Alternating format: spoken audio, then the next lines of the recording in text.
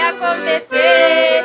Quando nós lá no céu chegar, a primeira surpresa nós vamos ter. Quando nós lá no céu chegar e contemplar aquele irmão que julgávamos não ser um salvo, recebendo o seu galardão.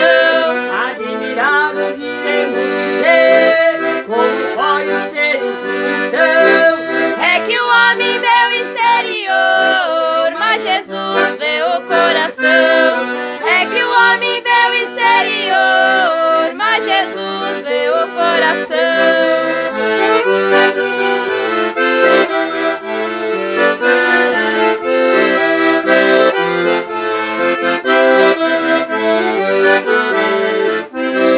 Três surpresas nós vamos ter, que em breve vai acontecer. Quando nós lá no céu chegar, a segunda surpresa nós vamos ter.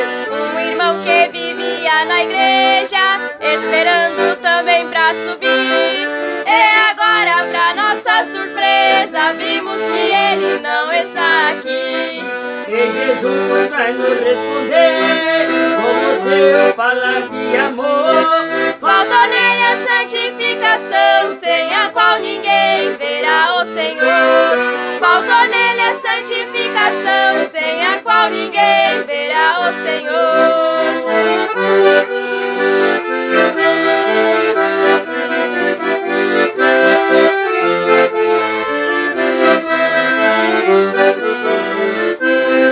Três surpresas nós vamos ter, que em breve vai acontecer. Quando nós lá no céu chegar, a terceira surpresa nós vamos ter. Ao chegar o dia esperado, para os crentes jubiloso é nosso mestre ressuscitado. Vamos ver como ele é.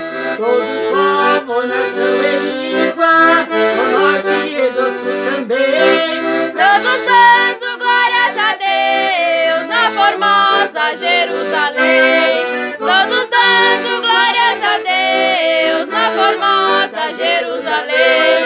Todos dando glórias a Deus na formosa Jerusalém. Todos dando glórias a Deus na formosa Jerusalém. ora!